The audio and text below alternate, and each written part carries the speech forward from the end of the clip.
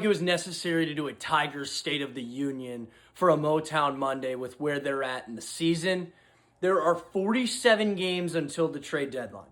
Tarek Skubal just made a rehab outing where he looked exactly the same. He'll be just fine. He's ready to go pretty much next week. We'll see if he does another start in between just to make sure things are right.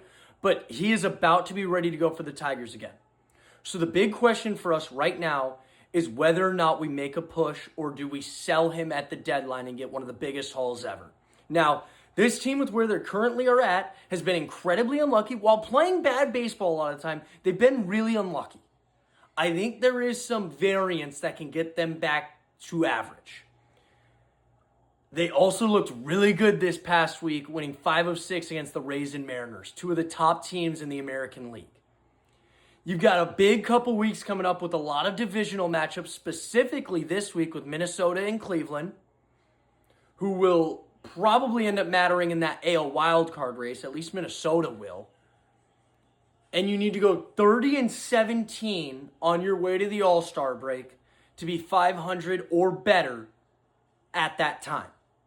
Can they do that? 30-17, that's going to be tough.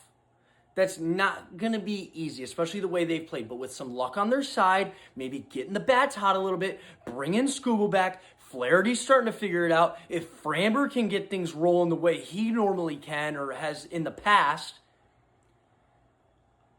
I'm not someone who wants to get out before we have to. I want to make that push. I think it's fair to hold them to a lofty circumstance of saying you have to be at 500 or better at the deadline in order to decide you are going to hold on to Tarek Skubal. I think that's a completely fair way to put it, which means starting right now, we are tracking 30 wins before the trade deadline on August 3rd. That's what it's going to take. That's what it's going to take right there. Tigers State of the Union.